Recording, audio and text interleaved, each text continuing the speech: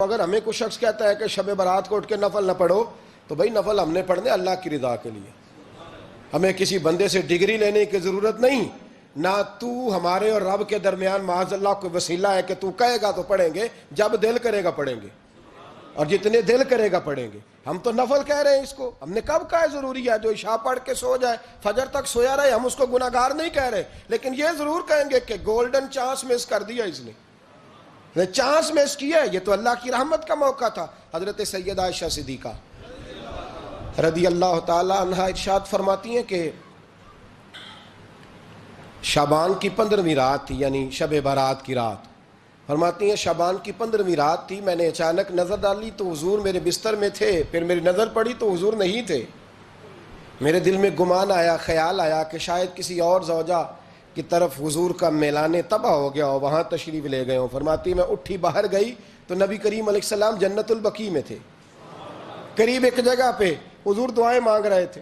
فرماتے میں گیا تو حضور فرمانے لگے ابو بکر کی بیٹی تو نے کیا گمان کیا کہ اللہ کا رسول تیری حق تلفی کرے گا؟ عرض کی حضور آپ مالک ہیں، کہیں اور جانا چاہیں تو میری طرف سے پابندی نہیں۔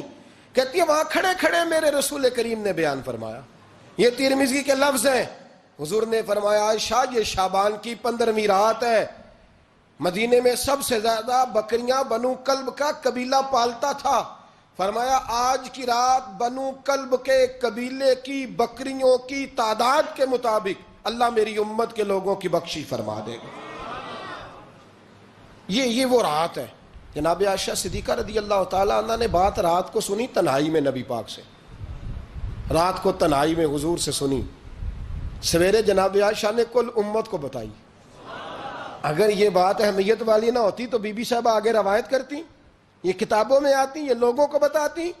حضرت عائشہ نے روایت کیا اور مولا علی شیر خدا نے تو کھل کے کہا، ابن ماجہ میں حضرت علی سے پیار کرنے والوں کے لیے الگ عنوان، مولا علی نے کھل کے فرمایا شعبان کی 15ویں رات کو رات عبادت کرنا اور سویرے روزہ رکھنا۔ حضرت علی کے لفظ بائی نے ہی سیاستہ میں رات کو روز عبادت کرنا، دن کو روزہ رکھنا۔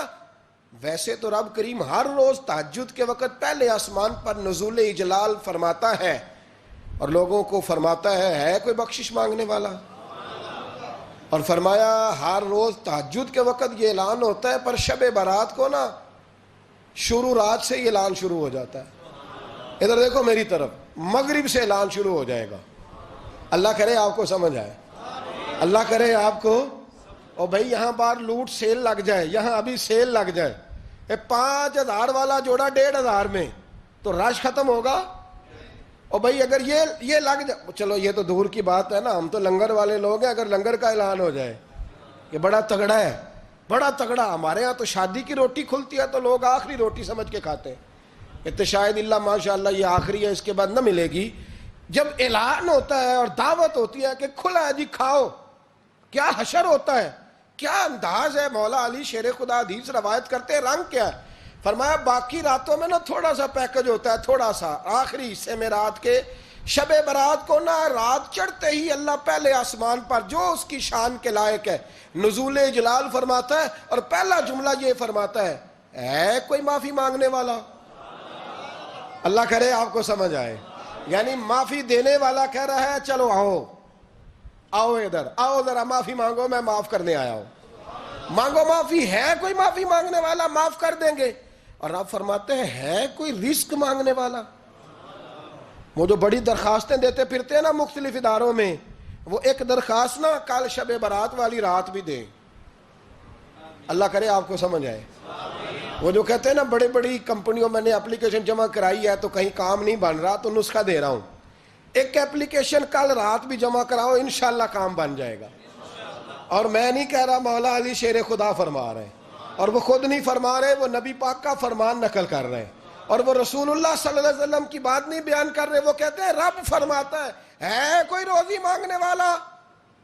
سارے سیٹھوں، نوابوں، جاگیرداروں کے پاس جا جا کے تھک گئے ہو، ایک دن میرے کہنے پر، ایک رات، ایک دیہڑی ذرا شب برات والی لگا کے تو دیکھو، پر شرط یہ ہے کہ یقین کامل ہو، ارادہ یہ، مطلب اللہ معاف کرے، آپ نے ناراض نہیں ہونا، لیکن وہ ماحول اس طرح کا ہے کہ شب برات کو ایک دو ساتھی کو کہا رات کو عبادت کر کہتے جی وہ تو ٹھیک ہے پر سویرے چھٹی نہیں، کام کرنا ہے. یعنی رب کہہ رہا ہے کہ تو آ جا شب برات کی رات، جو مانگے گا وہ تجھے، لیکن یہ ادھر نہیں توجہ کر رہا. یہ کہتا ہے سویرے 10 بجے دکان نہ کھلی تو مشکل ہو جائے گی، دفتر نہ گیا تو حالات آپ دیکھیں ذرا. اب جب یقین اس طرح کا ہو تو پھر تو میں ساری زندگی اداروں میں درخواستیں دینی ہیں. پھر آپ جیسا آپ کا مزاج ہوگا، اللہ تعالیٰ تو بندے کے گمان کے قریب ہے. تو میرے رسول پاک علیہ السلام نے ہمیں یہ میسج دیا، پیغام دیا، فرمائے اس رات جو اولاد مانگے گا رب اسے بھی عطا فرمائے گا. اس رات جو اللہ سے بخشش مانگے گا اللہ اسے بھی دے گا. اس رات جو رب کریم سے عزت مانگے گا اللہ اسے بھی عطا کرے گا. شارحین نے لکھا اس رات جو رب سے پردہ پوشی مانگے گا اللہ اسے پردہ پوشی بھی عطا کرے گا. جو جنت کا سوالی ہوگا رب اپنے فضل سے عطا فرمائے گا. کوشش فرمائے. 10 محرم کو ہمارے ہاں لوگ جاتے ہیں قبرستان، وہ کسی حدیث سے ثابت نہیں، میں منع نہیں کر رہا، جائیں 9 محرم کو جائیں، 10 کو جائیں، 11 کو جائیں، 8 کو جائیں، سفر میں جائیں، ربیع الاول میں جائیں، قبرستان میں جب بھی جائیں منع نہیں ہے. لیکن شب برات والی رات تو خود رسول کریم گئے ہیں نا قبرستان. اب جو بات میں نے سمجھانی ہے اس کو سمجھیں. نبی پاک کی والدہ کا مزار نہیں ہے وہاں جنت البقیع میں. حضور کے کو بھائی بہن حضور کیا کرنے گئے؟ امت کی بخشش کے لیے گئے. شب برات کی رات لالچی نہ بنے کہ صرف میں نے اپنے لیے روزی مانگنی ہے، کل امت کے لیے مانگے. رب کریم سے مانگے، اپنے بھائی کے لیے مانگے، اپنی بہن کے لیے مانگے، اپنے بیٹے کے لیے مانگے، اپنی بیٹی کے لیے مانگے. اللہ کریم یہ مانگنے کی رات ہے. پچھلی راتی رحمت رب دی کرے بلند آوازہ، بخشش منگن واریاں کارن کھلا جے دروازہ. آئیں اللہ کی بارگاہ میں اس رات کو کھل کے دعا مانگیں. قبرستانوں میں نا کچھ قبریں ایسی ہیں کہ جو بتاتی ہیں کہ سالوں بیت گئے ہیں کوئی آیا نہیں. کچھ قبریں بتاتی ہیں. اور کچھ بڑے قبرستان بڑے شہروں میں ایسے بھی ہیں کہ جن کا گورکن کہتا ہے کہ مجھے کمیٹی نے کہہ دیا ہے جہاں 4-5 سال کوئی نہ آئے وہاں نئی قبر بنا دیا کرو. وہاں نئی قبر بن جاتی ہے معاذ اللہ. او بھائی کچھ ہیں ایسے، کچھ ہیں. یہ جائیں نا اکبر بادشاہ یہاں لیٹا ہے لاہور میں تو شعر لکھا ہوا ہے بر مزارے ماں غریباں نے گلے پروانہ سوزز نے صدائے بلبلے. فارسی کا مقولہ لکھا ہے اس کی قبر پہ، کہتا ہے میں وہ غریب ہوں. اعلیٰ بادشاہ ہے مقبرے میں لیٹا ہے، کہتا ہے میں وہ غریب ہوں کہ نہ یہاں کوئی پروانہ آتا ہے نہ بلبل آ کے گیت گاتی. کوئی آتا ہی نہیں، کوئی فاتحہ نہیں پڑھتا، کوئی فاتحہ نہیں پڑھتا. او بھائی کئی قبریں ایسی ہیں جن پہ سالوں بیت گئے کوئی لوٹا نہیں. اور مشکات میں حدیث ہے میرے نبی کریم علیہ السلام نے فرمایا جو قبر میں ہوتا ہے وہ تو اس آدمی کی طرح ہے جو دریا میں ڈوب رہا ہے اور وہ انتظار کر رہا ہے کہ میرا بیٹا میرے لیے دعا مانگے، میری بیٹی دعا مانگے. پر بیٹے کو تو 27 سال ہو گئے، ملک سے باہر ہے. کاغذ بنے گے تو ابے کی قبر پہ آئے گا نا، اس کے تو کاغذات ہی نہیں مکمل ہو رہے. وہ بیٹے کو تو مشکل ہے بڑی، وہ تو کاغذات نہیں بن رہے. وہ تو دولت کا مطالبہ پورا ہوگا تو جب ہی وہ کام ہوگا نا. انتظار ہو رہا ہے قبروں میں میرا بیٹا دعا کرے، میرا بھائی دعا کرے. اور اگر بچہ دفن ہے تو وہ کہتا ہے میری ماں دعا کرے، میرا باپ دعا کرے. کوشش کریں شب برات بعد از مغرب یہ رواج پیدا کریں. یہ رسول اللہ کا طریقہ ہے صلی اللہ علیہ وسلم. قبرستان میں جائیں اور جا کر کے وہاں اللہ تبارک و تعالیٰ سے دعا مانگیں کہ یا اللہ جو اس قبرستان میں لیٹے ہیں وہ بھی، اور جو آج تک کلمہ پڑھنے والے دنیا سے گئے وہ بھی، اور جو قیامت تک جائیں گے وہ بھی. اے اللہ تو سب کی بخشش فرما دے. اللہ کی رحمت کو محدود نہ کریں کہ صرف مجھے بخش دے، اسے کہیں یا اللہ کل کی بخشش فرما. ساری امت کے لیے دعا کریں. شب برات کی رات نفل پڑھیں. ہمارے ہاں محفل ہوتی ہے ہر سال الحمدللہ، بڑے شوق سے بڑا خوبصورت ہم اہتمام کرتے ہیں. لیکن میں اکثر دوستوں سے کہا کرتا ہوں کہ جن کو اکیلے میں نفل پڑھنے میں مزہ آئے وہ اکیلے میں پڑھیں. کتنی کھلی بات کر رہا ہوں.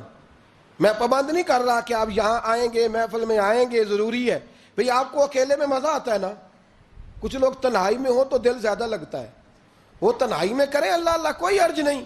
لیکن کچھ ایسے ہیں کہ نعت سنتے ہیں تو دل نرم ہوتا ہے، تقریر سنتے ہیں تو دل نرم ہوتا ہے. تو جن کا اس طرح نرم ہوتا ہے وہ مسجد میں آئے, بات سنیں. کچھ کو سب کے بیچ بیٹھ کے رونا آتا ہے. حضرت سعدی شیرازی فرمایا کرتے تھے کچھ لوگوں کے آنسو مجھے رلا جاتے ہیں. فرماتے ہیں کچھ کی آنکھیں دیکھ کے رو پڑتا ہوں, لہٰذا میں جب بھی ذکر کرتا ہوں محفلوں میں بیٹھ کے کرتا ہوں. تنہائیوں میں مجھ سے نہیں ہوتا, تو جس سے نہیں ہوتا وہ آئے نا, مسجد میں آئے, رات عبادت کریں. کل مغرب سے پہلے پہلے کام سمیٹ لیں سارے, اور مغرب کے بعد یہ رات شروع ہوگی, مغرب کے بعد ایک چھٹی کر لو اللہ رسول کے لیے. کر لیں گے انشاءاللہ تعالی ایک چھٹی.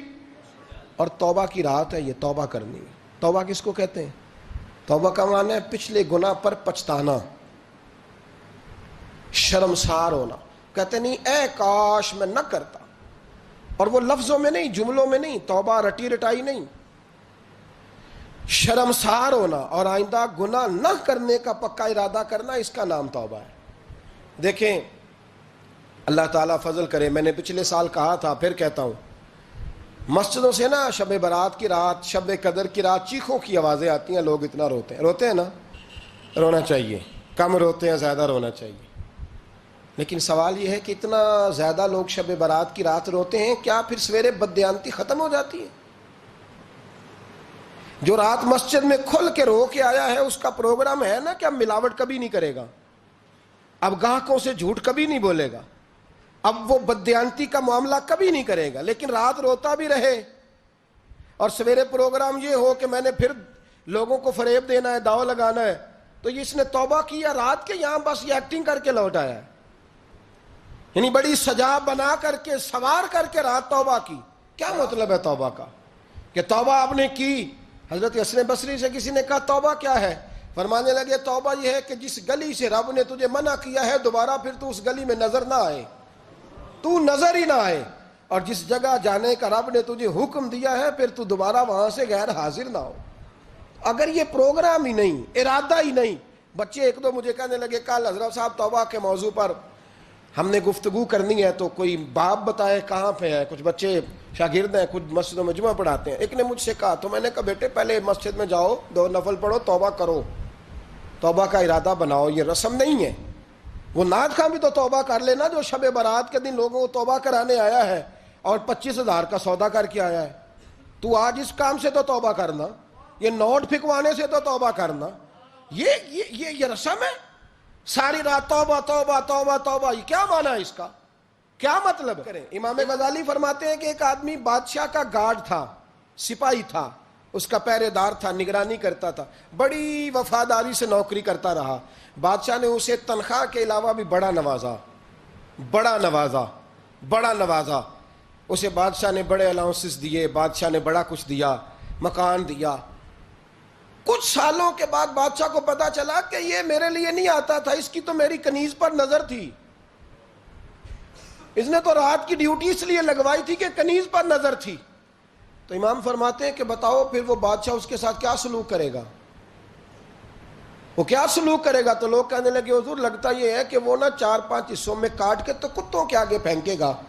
آپ فرمانے لگے میرا رب تو بڑا ہی کریم ہے, وہ تو ایسے نہیں کرتا. لیکن بتلاؤ اگر اسے پتا چلے کہ یہ رسم کے لیے آیا ہے, اس کی تو نظر ہی مال پہ ہے, یہ تو سویرے بدلے گا نہیں, یہ تو دھوکہ دے رہا ہے, یہ تو توبہ کرنے آیا ہی نہیں, اس نے تو ڈھونگ رچایا ہے, اسے تو پہلے سے خبر ہے. تو پھر تم کیا امید رکھتے ہو؟ پھر کیا رویہ رکھتے ہو؟ شب برات کی رات دھاڑے مار مار کے رونا اور صبح اسی طرح دھوکہ دینا, اسی طرح فریب کرنا, اسی طرح جھوٹ بولنا, اسی طرح بددیانتی کرنا, اسی طرح لوگوں کو لوٹنا. تو یہ رسم نہیں ہے توبہ. توبہ تو بدل جانے کا نام ہے, توبہ تو پھر سنور جانے کا نام ہے. توبہ تو اس طرح ہے جس طرح حضرت ابراہیم ابن ادھم نے کی تھی. وقت کے بادشاہ تھے, بادشاہ جب توبہ کی تو پھر ہر چیز چھوڑ دی, پھر مال لوگوں میں بانٹ دیا اور پھر ٹاٹ کا لباس پہن کر زندگی گزاری. لوگوں نے کہا حضور یہ تبدیلی ہے. فرمایا تبدیلی نہیں, یہ میری توبہ ہے, یہ میری توبہ ہے. جب توبہ کی تو پھر بدل کے کی, جب توبہ کی تو پھر تبدیل کیا آپ نے. یہ کیا توبہ ہوئی؟ ساری رات روتے رہے, سویرے دکان پہ جا کے پھر قسم اٹھائی کہ مجھے تو پڑتا ہی 11,000 کا ہے. یہ توبہ ہے؟ تو آپ نے اور میں نے توبہ کرنی ہے تو انشاءاللہ تعالیٰ اس طرح کرنی ہے کہ پھر 15ویں شعبان کو بدل جائے. یہ جو موقع آتے ہیں نا شب برات کے, شب قدر کے, یہ بنیادی طور پر اللہ تعالیٰ کی طرف سے دی ہوا موقع ہوتا ہے کہ چلو تمہیں چانس دیتے ہیں، تمہیں چانس دیتے ہیں، پابندی کوئی نہیں، لیکن رب کی طرف سے نا موقع ملتا ہے، چلو تمہیں ایک موقع دیتے ہیں، چلو اپنے آپ کو کلیئر کر لو، تمہیں موقع دیتے ہیں، یا اللہ کیا کرے کچھ بھی نہیں، آ کے نا سچے دل سے 2 رکعتیں پڑھ کے توبہ کرو، عرش کا مالک پچھلے سارے ہی معاف کر دے گا، کچھ بھی نہیں، آؤ موقع ہے۔ ان لوگوں کی باتوں پہ نہ جائیں جو بلا وجہ پریشان کرتے ہیں، ہمیں بھی روز ہی سوال آتے ہیں، دل نہیں کرتا، کچھ باتیں ایسی ہیں جو کرنے کو طبیعت نہیں چاہتی، میں کروں گا بھی نہیں۔ لوگوں کو شب برات کا حوالہ بھی نہیں مل رہا، حالانکہ ترمذی شریف میں حدیث موجود ہے، صحاح ستہ کی روایت ہے، ترمذی میں موجود ہے۔ پہلے کہتے ہیں صحاح ستہ سے دکھاؤ، جب صحاح ستہ سے مل گئی تو آپ اور کدھر جانا ہے؟ اور ابن ماجہ میں موجود ہے مولا علی کی روایت، اور ذرا ترتیب دیکھیے گا، یہ ترمذی کی حدیث ہے، اور امام ترمذی نے تو پورا باب باندھا ہے 15ویں شعبان پر، پورا باب۔ اب تمہاری مرضی ہے، اگر تم نہیں بات کو سمجھنا چاہتے۔ اور مجھے پتا کیوں یہ شب برات کیا لگتا ہے، مجھے کبھی کبھی یوں لگتا ہے کہ رب فرماتا ہے کہ رمضان سے 15 دن پہلے ہی پکی سچی توبہ کر لے، تیاری کر، پاک صاف ہو جا، تاکہ جب رمضان آئے نا تو پھر تجھے پاک ہونے کی ضرورت نہ پڑے، بس پھر تو آتا جائے اور میں تیرے اوپر رحمتیں نچھاور کرتا جاؤں، بس تو پہلے ہی تیاری کر، 15 دن پہلے ہی، 14 دن پہلے تیار ہو جا۔ کل رات اپنے آپ کو ذہنی طور پر تیار کریں، بچوں کو تیار کریں، گھروں کو تیار کریں۔ اب جب مہمان آتے ہیں نا بڑا کچھ کرتے ہیں، شب برات آئے تو مصلے ایک دفعہ دھویا کریں، ایک دفعہ مصلے دھویا کریں۔ فرش دھوتے ہیں نا، مہمانوں نے آنا ہے تو ایک کمرے کا فرش دھو کے صاف کریں کہ خواتین نے یہاں ساری رات نماز پڑھنی، یہ ارادے بنائیں۔ جس طرح آپ کہتے ہیں نا رات کو سفر کرنا ہے تو دوپہر میں تھوڑا آرام نہ کر لوں تو کل دوپہر میں آرام کر لیں، تاکہ رات کو رب رب کرنا آسان ہو جائے، اللہ کی بارگاہ میں بیٹھنا آسان ہو جائے۔